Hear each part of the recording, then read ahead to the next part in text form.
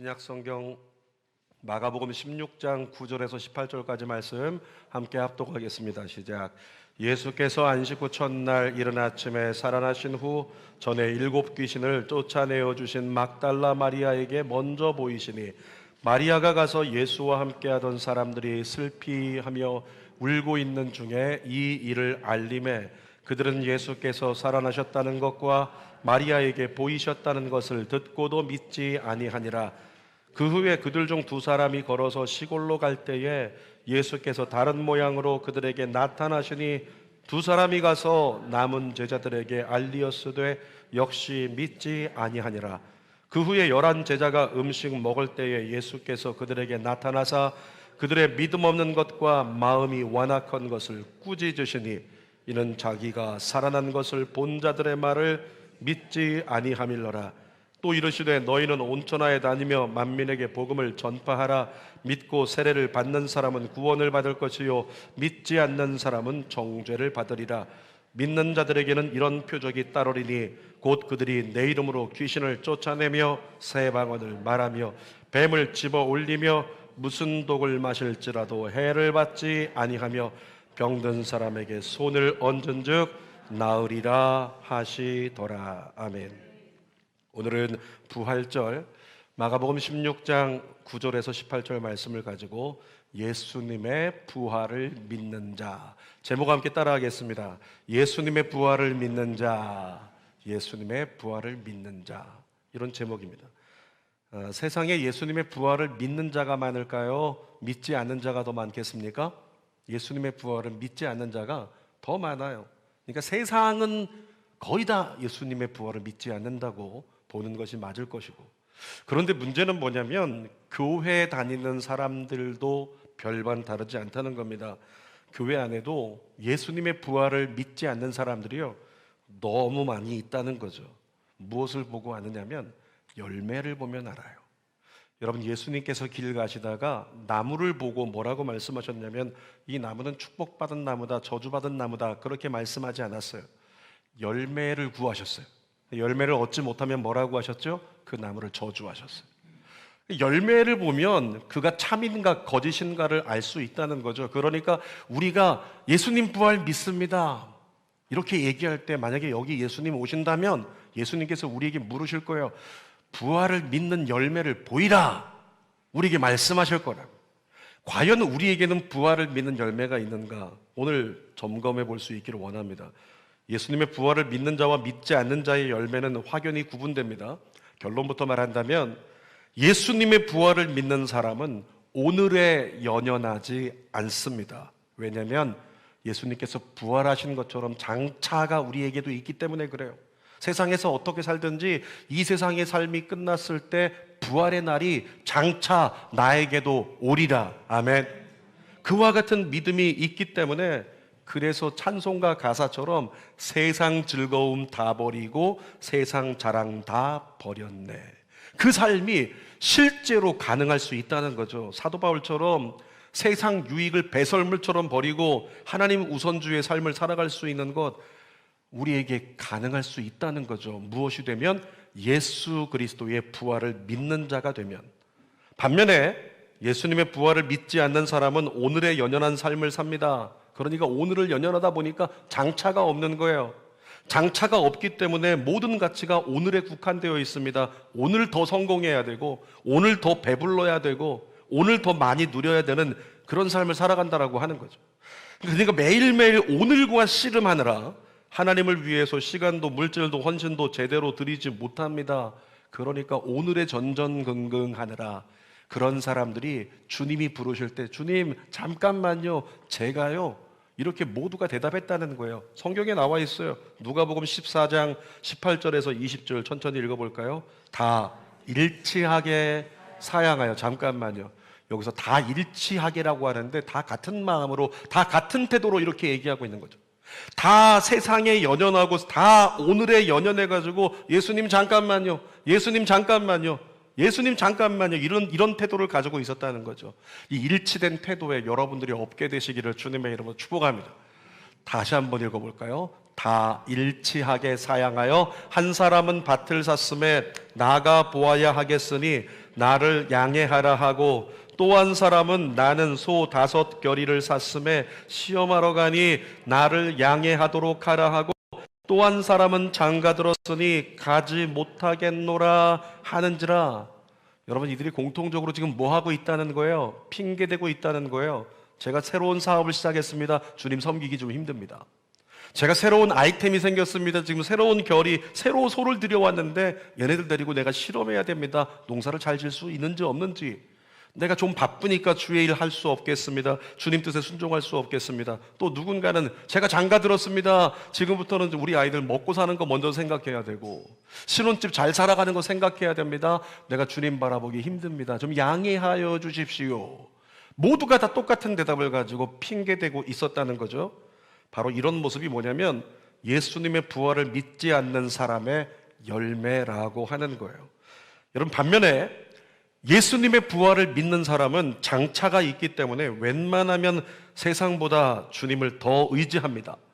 장차가 있으니까 비록 오늘이 절망적일지라도 주 앞에 나왔을 때 입술에서는 어떤 고백을 한다? 감사를 고백하는 거예요. 주님 앞에 나왔을 때 감사가 나오나요?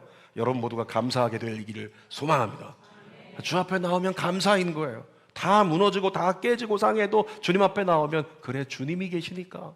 모두가 날 버려도 주님이 계시니까. 그래서 주님 바라보고 감사할 수 있는 자가 된다는 거죠. 그런 감사가 나오는 사람이 어떻게 되냐면 믿음 위에 더 서기 위해서, 제가 좋아하는 표현인데 무리를 해서라도, 따라합시다. 무리를 해서라도.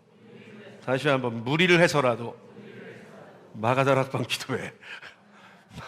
그거 따라하라는 건 아니었지만 무리를 해서라도요. 여러분, 주님을 섬기는 건 무리를 해서라도, 주님을 섬기는 건 좀 내게 여러 가지 상황이 힘들고 어렵고 안 될 수 있지만 무리를 해서라도 예배와 기도로 주님 앞에 나아가려고 애쓰는 자가 된다는 거죠. 그러니까 덜 흔들려요. 그러니까 주님을 위해 더 힘쓰게 되는 열매가 있다는 거죠. 오늘 본문에도 보니까 예수님의 부활을 믿는 자와 믿지 않는 자가 어떻게 다를 수 있는지 우리에게 보여주는데, 우리 자신을 대입해서 한번 나눠봤으면 좋겠습니다. 첫 번째 부활의 목격자인 여인들에 대해서 나옵니다. 마가복음 16장 9절 말씀 같이 읽어볼까요? 예수께서 안식 후 첫날 이른 아침에 살아나신 후 전에 7 귀신을 쫓아내어 주신 막달라 마리아에게 먼저 보이시니. 여러분에게 물어보겠습니다. 앞에 있는 목사가요, 나름대로 점점 슬림해지고 있습니다. 믿으시기 바랍니다. 제가 막 슬림해지고 있어요. 점점 이제 슬림해지다가 홀쭉해질 거예요. 믿으시길 바라요. 그러니까 이제 목사님이 시키는 대로 하면 나도 슬림해질 수 있다, 나도 홀쭉해질 수 있다. 여러분 제 말대로 한번 해보실래요? 그럼 여러분 전부 다 홀쭉하게 될 테니까. 근데 할 생각이 없어요. 왜냐하면 경험이 없기 때문에 그래요. 누구는 할까요? 우리 청년 중에서 수정이는 할 거예요. 수정이는 똑같은 상황이 온다면, 아니 다른 것에 대해서도 수정이는 목사님이 이제 뭐든지 말씀하시면 목사님 말씀대로 하면 된다. 그런 믿음이 생겼어요. 그래서 제가 이 자리에서 얘기하면 공언이 되는데, 하나님께 거룩한 욕심을 가지고 구하기는 2023년도에는 우리 김수정 청년을, 그렇게 여러 가지로 힘들었던 청년을 대학에 보내리라. 제가 그런 소망을 가지고 이제 살 뺐으니 대학 가자. 그런 마음을 가지고 제가 도전하고 있는데, 여러분 그 친구는 듣는다는 거예요. 왜냐하면 저를 통해서 회복됐거든요. 목사님과 함께 걸어가다 회복됐거든요.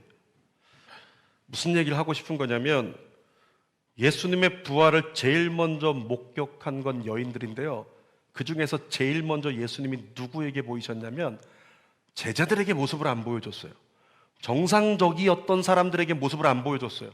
부요했던 사람들에게 보여주신 게 아니에요. 누구에게? 전에 7 귀신 들렸던 막달라 마리아라고 하는 그 여자에게. 여러분, 막달라 마리아에게 예수님께서 자신을 드러내시면서 마리아야, 내가 부활했다, 내가 영광 중에 임했다. 마리아 어떻게 반응했을까요? 예수님으로 말미암아 세상에서 가장 밑바닥 인생처럼 사람 취급받지 못하던 내가 예수님 때문에 사람 취급받았어요. 예수님 때문에 여자답게 살게 됐습니다.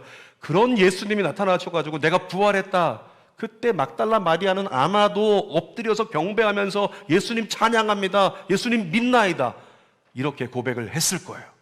다른 사람들 같으면 유령인 줄 알고 예수님을 거부하기도 했단 말이죠. 그런데 그는 예수님을 경험했던 사람이기 때문에, 치유를 경험했던 사람이기 때문에 예수님을 그대로 믿을 수 있었다는 거죠. 그래서 먼저 보여주신 거예요. 이 부활의 현장을 목격한 막달라 마리아가요, 곧바로 제자들이 모여있는 현장으로 달려갔습니다.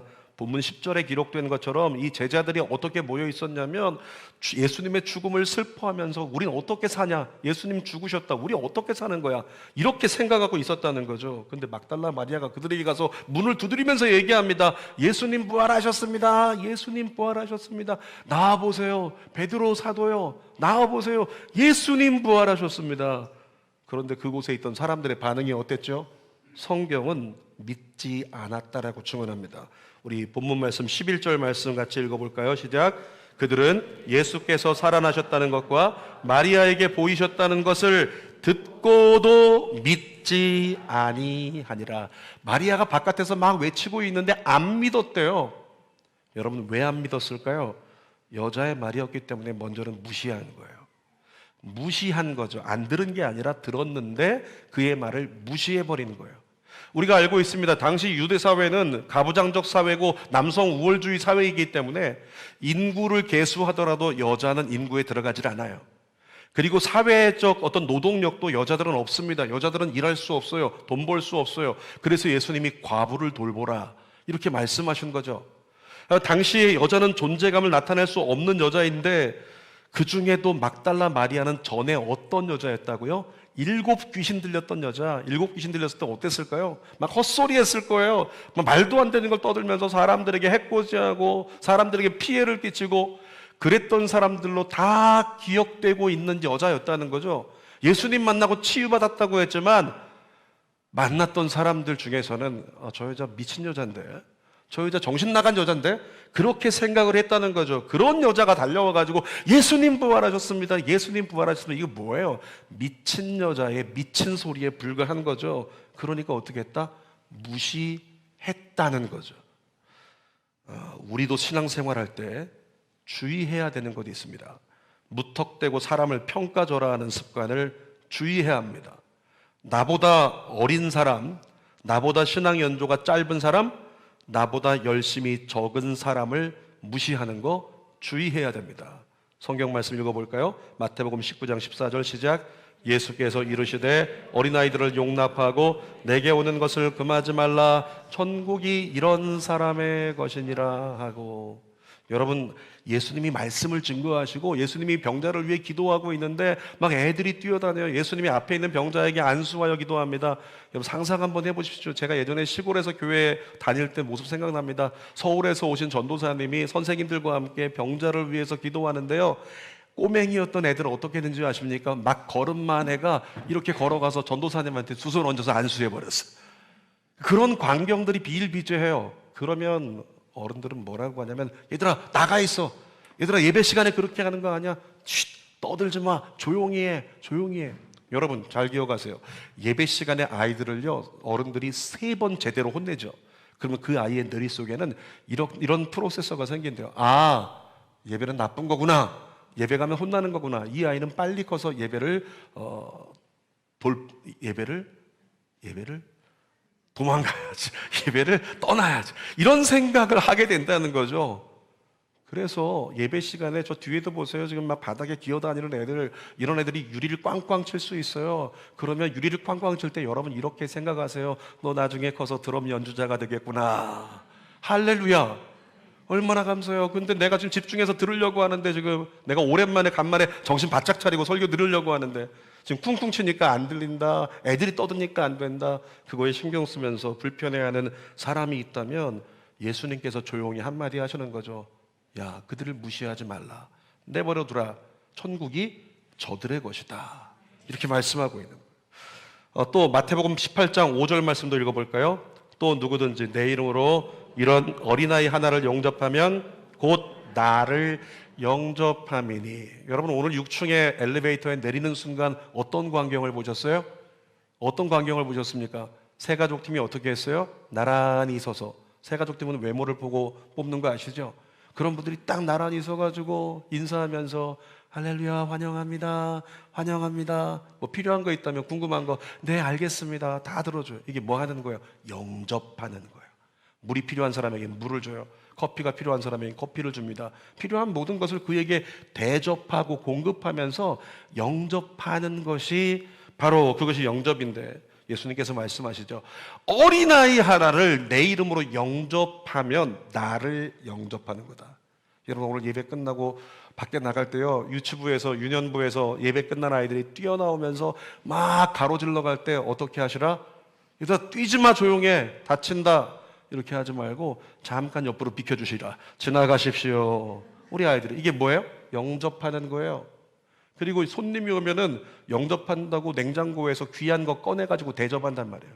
그러니까 여러분들이 아이들 보면 어떻게 해야 되는 거예요? 그 아이들 영접하려면 여러분들이 아이들 지나갈 때 그냥 지나보내지 말고 잠깐만 기다리십시오. 지갑에서 하나씩 꺼내서 나눠주면서 아이들을 영접하면 예수님을 영접한 거다 라고 주님이 지금 말씀하고 있다는 거죠. 그 어린 아이들, 믿음 없는 것 같은 아이들, 방황하는 아이들 무시하지 말라, 이렇게 말씀하시는 거예요.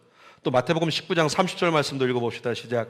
먼저 된 자로서 나중되고 나중된 자로서 먼저 될 자가 많으니라. 일부 예배 때도 보니까 예배 드리시는 분 중에 자꾸 부부가 앉았는데 옆에 있는 남편분의 손을 꽉꽉 잡아요. 손을 꽉꽉 잡습니다. 왜 그렇습니까? 여보, 우리 믿음의 사람이 됩시다, 이러고 꽉 잡는 거예요? 그게 아니에요. 제발 인간아 깨나라, 눈치 보인다, 목사님이 너만 보는 것 같아, 그러면서 깨우는 거예요. 깨우느라고 꽉꽉 잡는 거죠. 여러분 기대하십시오. 그 남편의 믿음이 아내의 믿음을 초월하는 날이 곧 다가오리라. 성경에 뭐라고 써 있어요? 먼저 된 자로 나중된 자가 많대요. 나중된 자 같은데, 믿음 없는 자 같은데, 연약한 자 같은데, 아직은 주님도 모르는 자 같은데, 어제 버스킹 갔더니 재밌는 광경이 있었어요. 저분이 저분의 남편이구나, 이런 걸 알게 됐어요. 뭐냐면 교회는 아내만 나오기 때문에 남편을 본 적이 없는데 애들이 공연한다고 나오니까 거기에 같이 남편이 따라온 거죠. 사진 찍으려고. 보다 보니까 저분의 남편이 저분이구나. 근데 그 저 남편을 바라보면서 어떻게 선포하는 거예요? 나중된 자가 될지어다. 뭐라고요? 나중된 자 같으나 곧 구원되리. 곧 구원받고 그의 믿음이 더 커지리. 지금 교회 안 나오는 남편들 중에 수년 내에 주는 교회 나와서 남선교 회장이 될지어다. 이런 일들이 하나님 안에서 이루어지더라는 거예요. 여러분, 그러므로 내가 지금 보기에 저 사람의 믿음이 나보다 적은 것 같다, 저 사람의 신앙의 연조가 적은 것 같다, 저 사람의 생활 패턴과 교회 생활 패턴을 보니까 나보다 못난 자 같다, 무시하지 말지니. 우리 예수님 말씀하시는 거예요. 자, 두 번째, 부활의 목격자가 있는데 두 제자들을 말씀하십니다. 마가복음 16장 12절 말씀 같이 읽어보겠습니다. 그 후에 그들 중 두 사람이 걸어서 시골로 갈 때에 예수께서 다른 모양으로 그들에게 나타나시니, 부활하신 예수님은 영광 중에 빛이 나셨어요. 근데 예수님이 그 빛난 모습이 아니라 인간의 모습으로, 평범한 모습으로 그들과 함께 옆에 걸어가시는 거죠. 나그네처럼. 그러면서 엠마오로 가던 두 제자에게 이렇게 대화를 나누시는데 그들은 예수님인 줄 깨닫지 못했어요. 알지 못했다는 거죠.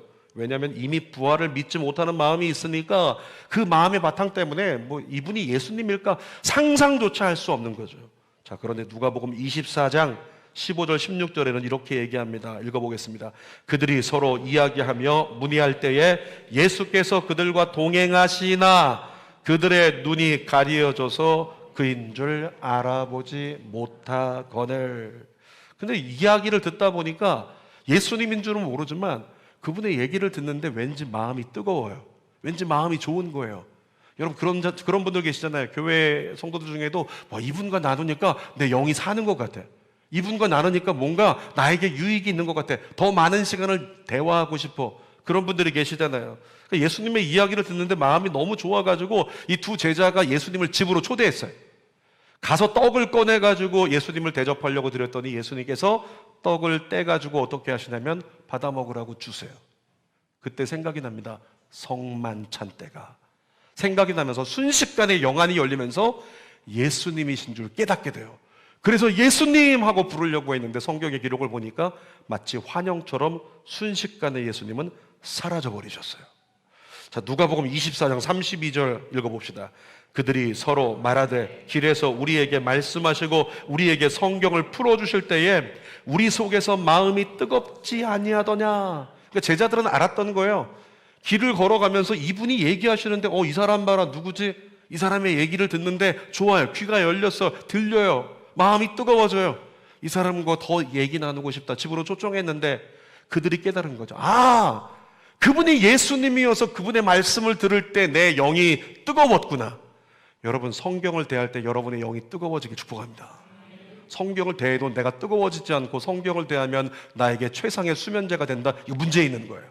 성경을 읽는데 성경을 읽는 중에 마음이 뜨거워져야 정상이에요. 그것이 영으로 깨어있는 사람의 모습이라는 거죠.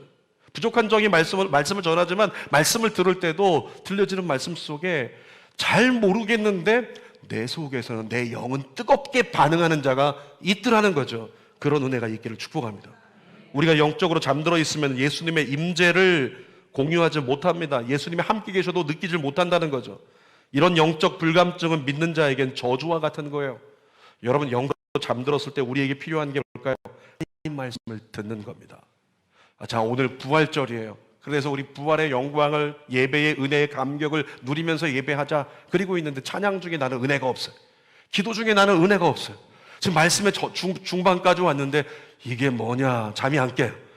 아무것도 들리지 않고 그냥 깜깜한 것 같은 그와 같은 분 계십니까? 영적으로 잠들어 있는 거예요. 이런 분들 계시다면 당장에 오늘 돌아가셔서요, 요한복음부터 성경 말씀을 읽기 시작하십시오. 성경 말씀을 읽는 중에 우리의 영이 뜨거워져 영이 반응하면서 영이 깨어나기 시작하면 그 뒤에 마음이 열리는 거예요. 그리고 하나님의 말씀이 들리면서 말씀을 따라갈 수 있는 삶이 가능해진다는 거죠. 여러분, 세상의 소식은 어떻습니까? 이번 주에 뉴스 보면서 어떻던가요? 화나지 않던가요? 저 대치동에서 마약탄 음료수를 10대들에게 나눠준다? 화가 나잖아요. 거룩한 분노가 일어나잖아요. 그래서 교육계를 위해 기도해야 돼요. 그런 일들이 없게 해달라고, 과도한 경쟁 때문에 우리 아이들이 그렇게 피해가 생기지 않도록 붙잡아달라고 기도해야 되겠죠. 여러분, 그런데 뉴스 보면 속이 상하지만 성경 말씀은 이렇게 얘기합니다. 굿뉴스라고. 성경 말씀은 좋은 소식입니다. 성경 말씀을 읽으면 마음이 100% 좋아집니다. 하나님의 말씀을 읽으면 하나님 말씀은 우리를 회복시켜 주세요.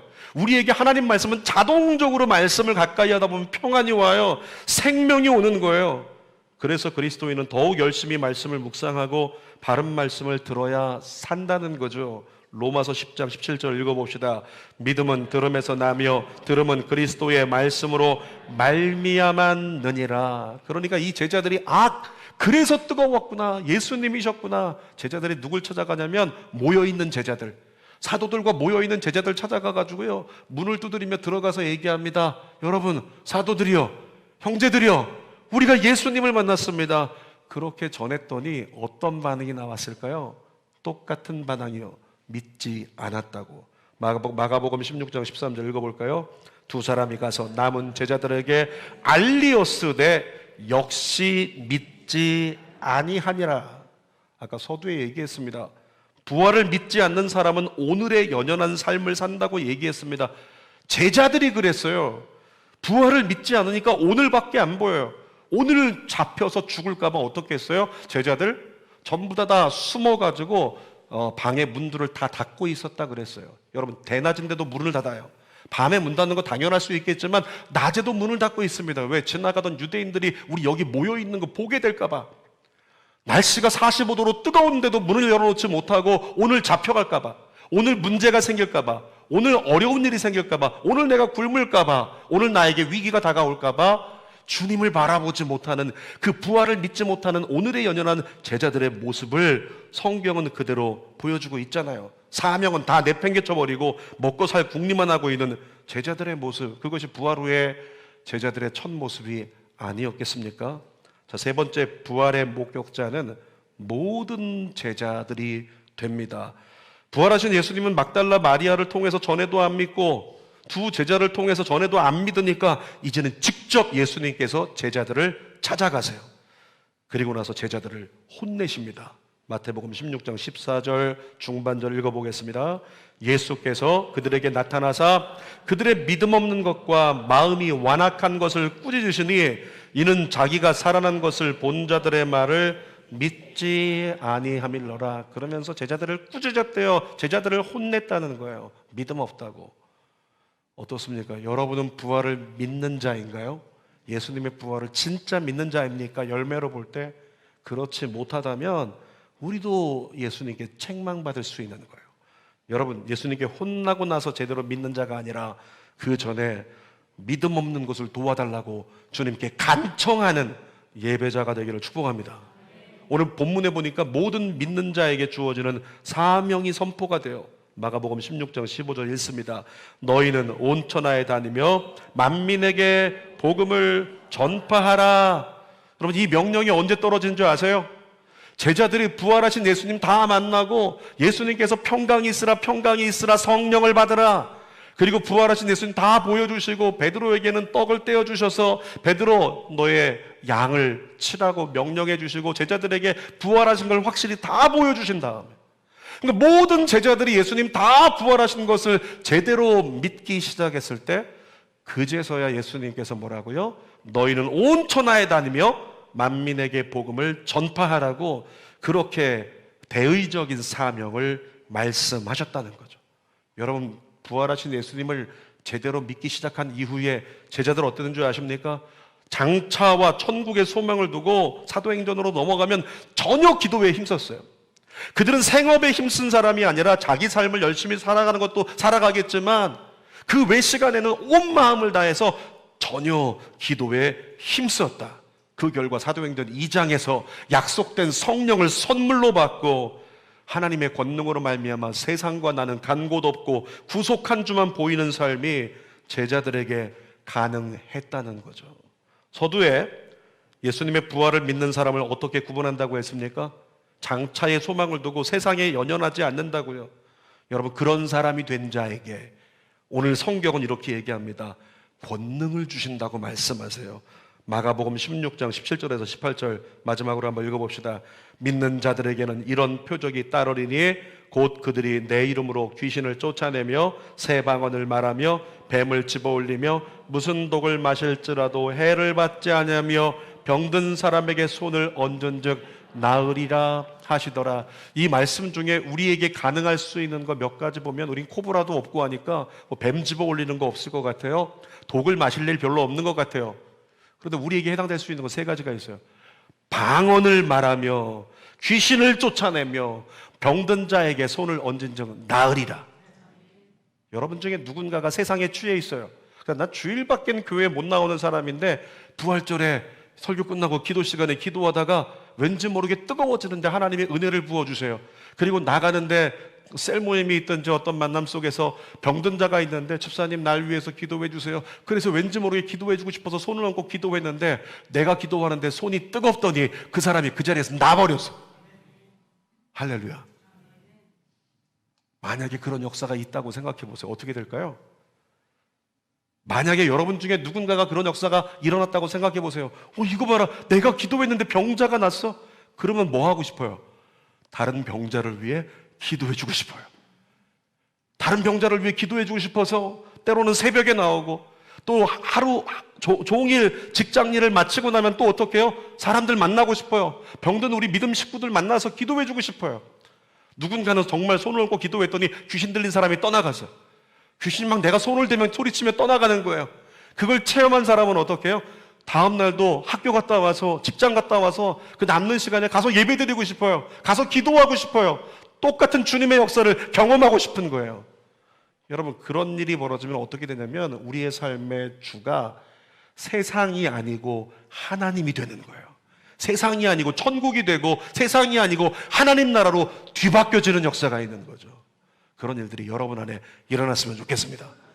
자, 근데 어떤 사람에게 이렇게 병든 사람에게 손을 얹으면 낫고 귀신을 쫓아낼 수 있고 어떤 사람이 방언을 말하는 이런 역사가 일어난다고요? 예수님의 부활을 믿는 자가 되었을 때. 그러니까 오늘 이 시간에 여러분들이 기도해야 될 것이 있다면 주여 나의 믿음 없는 것을 도와주소서. 여러분들이 예배를 드리면서 예배 가운데는 하나님의 은혜가 강림하고 있고 그 은혜로 말미암아 기쁨과 감격이 열매로 우리 안에 누려져야 되는데, 부활절이라고 하지만 계란도 나눠주지만 계란은 막 그냥 구워가지고 3일 지나도 안 썼고 먹으니까 맛이 오늘도 또 있고 막 이런 거 있는데 내 신앙은 맛이 없어요. 여러분, 그런 사람이 있으면 뭐가 필요하다? 믿음이 필요한 거예요. 주여, 나의 믿음 없는 것을 도와주소서. 나의 믿음 없는 것을 도와주소서. 그 기도를 통하여 여러분이 진짜 믿음을 가지고 예수님의 부활을 실제적으로 믿는 신앙이 내 안에 주어지면 그 사람에게 은사가 나타나고 그 사람에게 역사가 일어나고 그때 그 사람을 통해서 주변에 있는 사람들이 구원받고 교회는 부흥을 경험하고 하나님의 나라가 확장되는 거죠. 그런 일들이 여러분의 내일 가운데 있게 되시기를 주님의 이름으로 축원합니다. 오늘 그 소망을 가지고 믿음을 구하는 그 일이 벌어진다면 이런 생각이 들어요. 내일 새벽에 사람이 더 많아질 것 같아요. 온라인으로 예배하는 자까지 포함해서 더 많은 사람이 깨어 기도하며 주님을 구하는 역사가 우리 안에 지속될 거라는 거죠. 설교 결론입니다. 오늘 제목이 뭐였어요? 예수님의 부활을 믿는 자. 여러분, 예수님의 부활을 믿는 자에게는 결코 끝이 없습니다. 내일 나의 삶을 통해 이루시고자 하는 주님의 계획만이 있을 뿐이죠. 사탄은 이 땅에 죽음을 가져왔지만 예수님은 부활을 통해서 이 땅에 생명을 가져오셨습니다. 예수님의 부활을 통해 임한 생명이 여러분 안에서 꿈틀대기를 원해요. 여러분 안에서 터져나오기를 원합니다. 그것이 예수님의 부활을 믿는 것으로부터 시작된다는 거죠. 우리 안에 오늘 새 일이 일어나고 다시 시작하는 역사가 일어나기를 주님의 이름으로 축원합니다. 기도하겠습니다. 아버지 하나님, 부활신앙을 사도들도 제자들도 모여 있었지만 들었던 자들이지만 그들도 믿지 못했답니다. 하물며 우리가 그렇게 썬데이 크리스천처럼 주일밖에 성경 듣지 않고 주일밖에 기도하지 않고 우리가 어떻게 주님을 만나겠습니까? 어떻게 믿음을 갖겠습니까? 날마다 아침 저녁으로 주 앞에 주여 나의 믿음 없는 것을 도와달라고, 주여 나의 믿음 없는 것을 도와달라고 간구해야 우리가 변화되지 않겠습니까? 우리가 경험하지 않겠습니까? 살아계신 아버지 하나님, 예수님의 산보혈이 이 땅에 십자가에서 떨어졌을 때 휘장이 찢어지고 막힌 담이 터진 것처럼 하나님과 우리 사이의 관계에 막힌 담이 터지게 하여 주옵소서. 아버지 하나님, 우리의 영에 막힌 담이 무너지게 하여 주옵소서. 지각 변동이 일어나게 하여 주옵소서. 죽은 자가 살아나는 것처럼 우리의 죽은 것 같은 신앙이 회복되고 소생하는 역사가 일어나게 하여 주시옵소서. 예수님의 이름으로 기도드립니다. 아멘. 우리 함께 예수님의 그 보혈로 말미암아 내가 오늘 일어나리라는 믿음을 가지고 우리 찬송하고 기도합니다. 6월절 어린 양, 6월절 어린 양의 피로 나의 삶의 문이 열렸네. 저 어둠의 권세는 이미 없네. 주 보혈의 능력으로 원수가 날 정죄할 때에도 난 의롭게 설 수 있네. 난 더 이상 정죄함 없네. 난 주 보혈 아래 있네. 난 주 보혈 아래 있네. 그 피로 내 죄 사했네.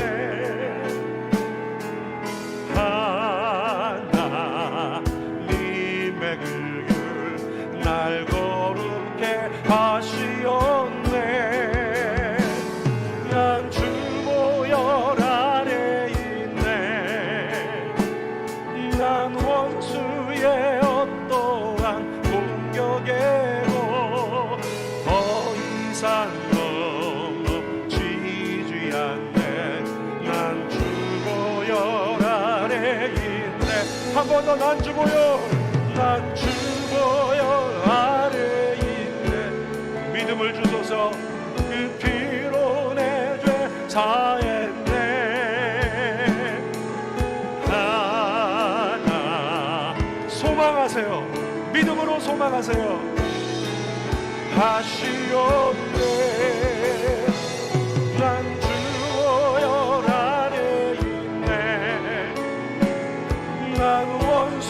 되어